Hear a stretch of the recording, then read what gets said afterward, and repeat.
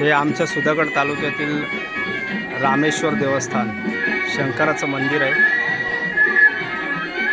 आणि अतिशय प्राचीन मंदिर असं आहे आणि इथे दरवर्षी महाशिवरात्रीला उत्सव असतो। आत्ताच काही वेळापूर्वी इथून पालखीचं प्रस्थान झालेलं आहे। ते खाली उद्धर या ठिकाणी जे रामेश्वर उद्धर रामेश्वर म्हणून ओळखलं जातं त्या ठिकाणी ती पालखी गेलेली आहे आणि हा इथला परिसर अतिशय सुंदर आहे, रम्य परिसर आहे, अतिशय चांगला इथला अनुभव आहे। लोक येतात।